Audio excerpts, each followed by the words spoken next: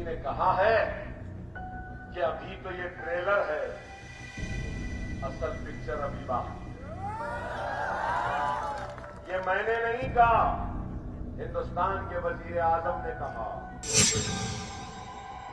लेकिन मैं नहीं कहूंगा कि देखते हैं कि तुझमें कितना दम है, हम भी अपने सीने को तान के निकल जाएंगे। मिटने वाले नहीं है हम, मिटाने वालों को मिटा देंगे। वो तीर मारने का वो इमेजिनरी तरीका वो किसी इबादतगाह के ऊपर नहीं था, वो हैदराबाद के अमन के ऊपर था।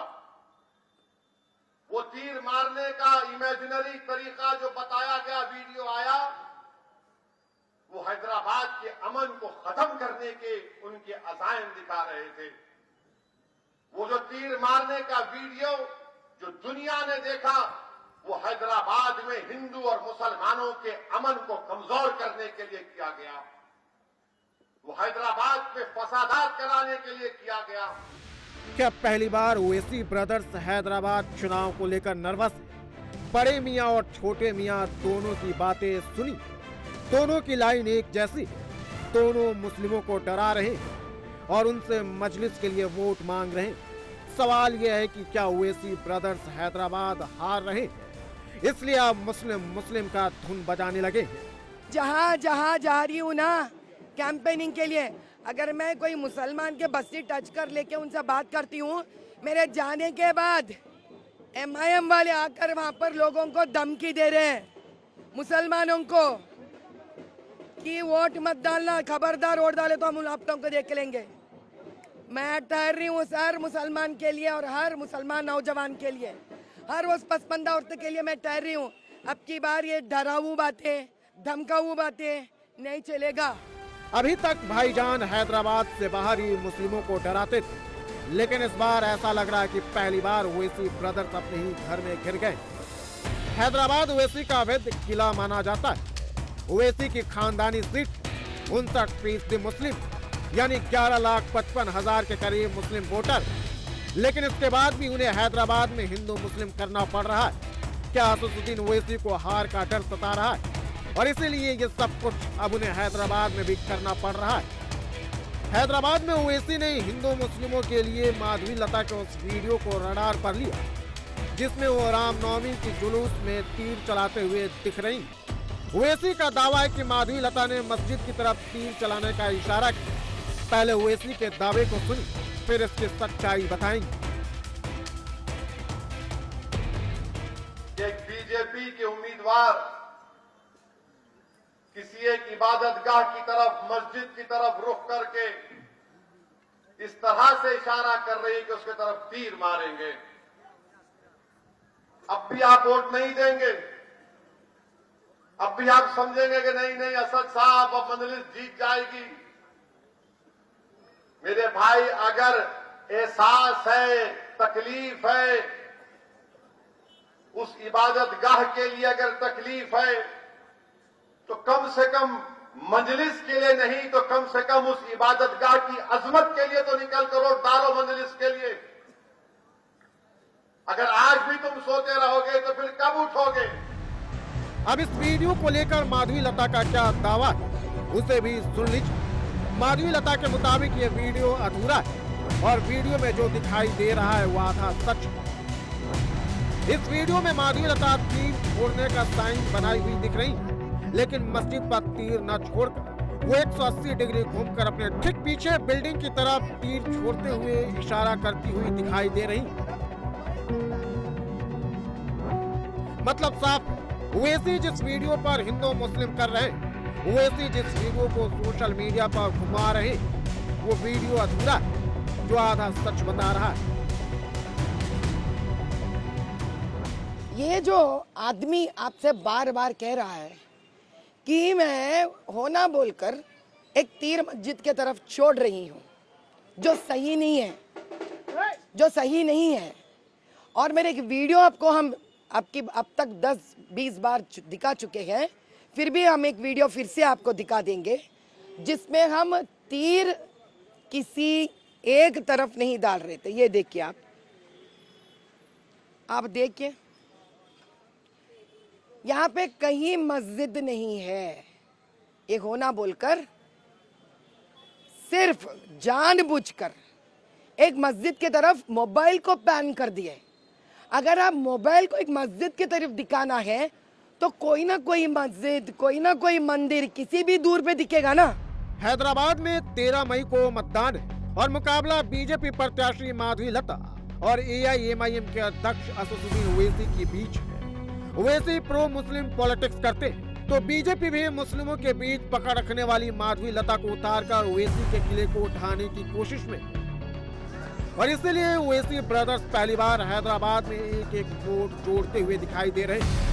मुस्लिमों को डराकर, खुद को मुस्लिमों का मसीहा बताकर आने वाली नस्ल को खत्म करने की कोशिश का भय दिखाकर अगर हम मुंतशिर रहेंगे और अगर हम खानों में बढ़ जाएंगे तो फिर हमारा मुस्तकबिल क्या होगा, ये मुझसे बेहतर आप जानते हैं कि हमारे बाद हमारे आने वाली नस्ल का क्या होगा। और जमाती वाबस्तगी ही हमारे आने वाले नस्ल के मुस्तकबिल को महफूज रख सकती है, हमारे आबादियों को महफूज रख सकती है, हमारी इज्जत और आबरू को महफूज रख सकती है, हमारी शरीयत की हिफाजत कर सकती है, हमारे मसाजिदों की हिफाजत कर सकती है।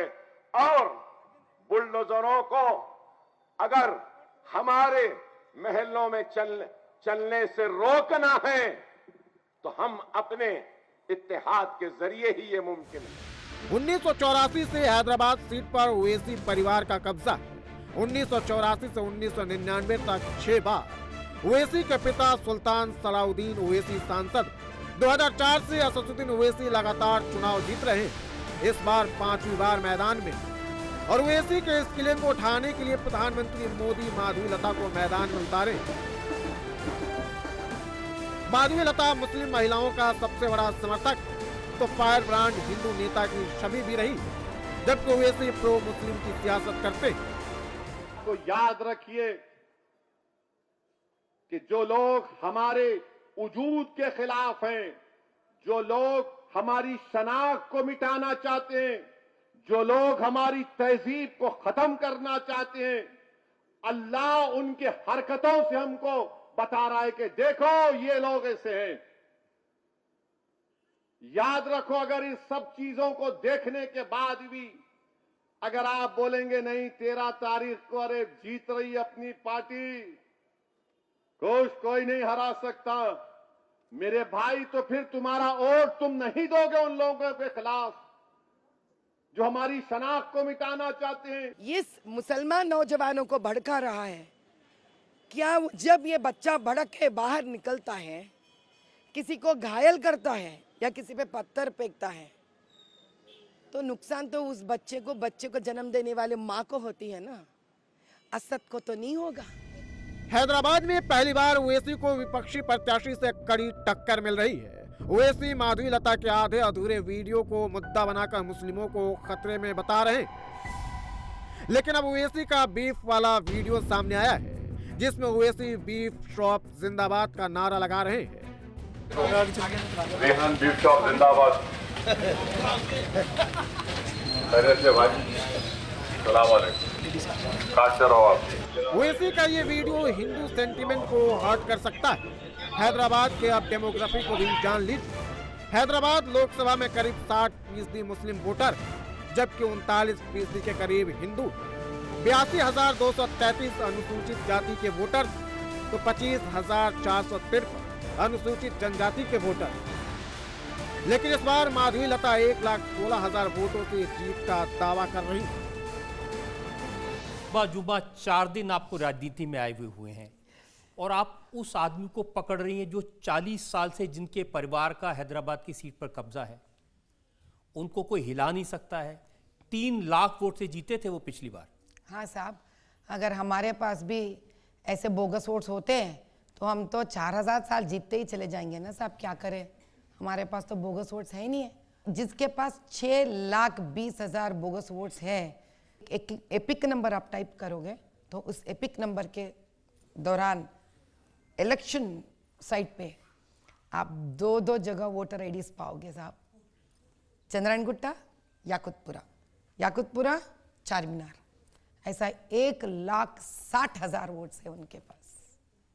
तो आप कह रहे हैं कि वो बेईमानी से जीतते हैं? हाँ जी, बिल्कुल कहूंगी मैं ये बात, कतई नहीं डरूंगी।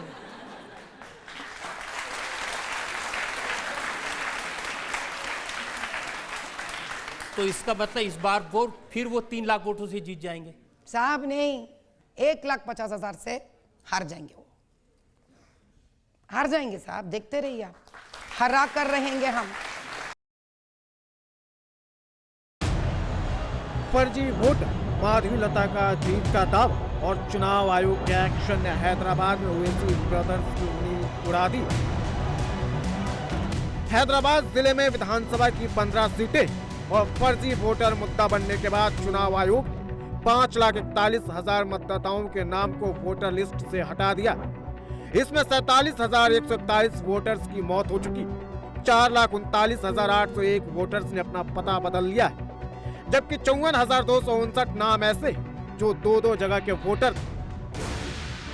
सवाल ये कि ओवैसी की जीत को लेकर माधवीलता जो दावा कर रही वो कितना सही?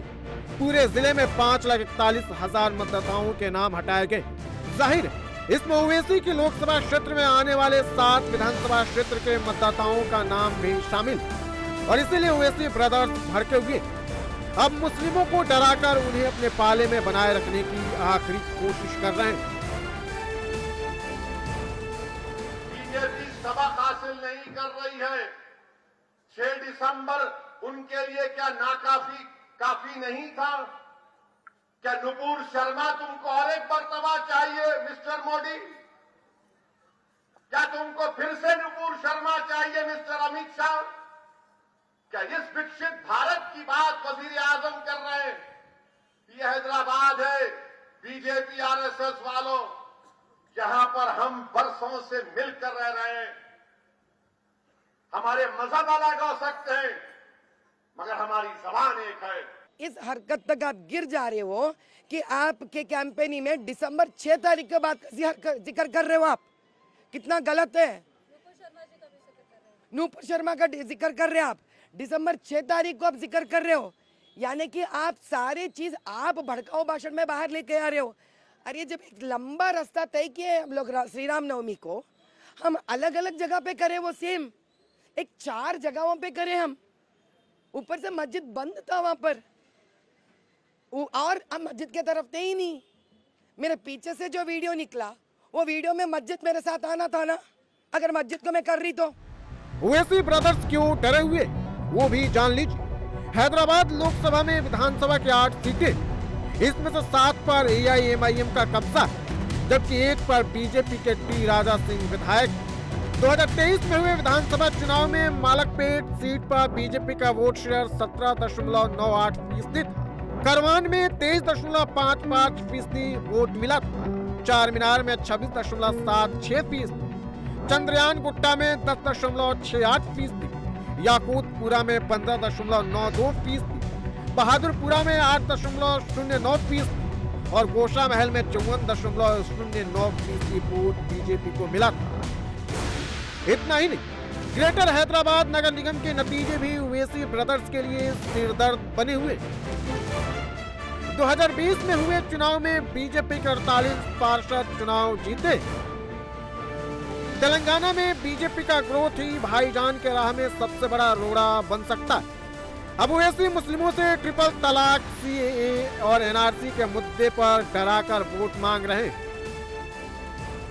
अगर आप मजलिस को चाहते हुए भी मजलिस के हक में अपने वोट का इस्तेमाल नहीं करेंगे तो फिर आप उन ताकतों को इख्तियार बख्श रहे हैं जो भारत में यूनिफॉर्म सिविल कोड को लागू करके हमको हमारे तौर तरीके से जो हम अपनी शादी करते हैं उससे हमको रोकना चाहेंगे। अगर आप मजलिस को चाहते हुए अपने वोट का इस्तेमाल नहीं करेंगे 13 मई में, तो फिर आप अपने आप को ही नहीं बल्कि पूरे मुल्क के अकलियतों को, दलितों को, गरीबों को CAA, NPR, NRC के कानून का शिकार बनाएंगे। अगर आप मजलिस को चाहते हुए भी बगैर किसी जेन्युइन रीजन के अपने वोट का इस्तेमाल 13 तारीख को नहीं करेंगे तो फिर आपके दिलों में मुख्तार अंसारी की मौत का गम नहीं है। माफिया मुख्तार के नाम पर ओवैसी हैदराबाद में मुस्लिमों को डराकर वोट मांग रहे। मुख्तार माफिया था, हत्या वसूली, गरीबों की जमीन पर अवैध रूप से कब्जा करने का आरोप था, लेकिन उसकी मौत पर ओवैसी हैदराबाद में मातम मना रहे, मुसलमानों से वोट मांग रहे। अगर आप निकल कर वोट नहीं डालेंगे तो मुझे कहना पड़ेगा कि आप उन ताकतों की तायीद कर रहे हैं जो बुलडोजर के जरिए गरीबों का घर तोड़ रहे हैं। अभी बहुत बोलना बाकी है, चौकीदार पे बोलना अभी बाकी है, चाय वाले पे बोलना अभी बाकी है, अभी बहुत है। ओवैसी ब्रदर्स को डर है कि अगर मुस्लिम वोट बटा और हिंदुओं का एक मुश्त वोट माधवीलता के पक्ष में गया तो समझ जाइए हैदराबाद से पतंग का कटना तय।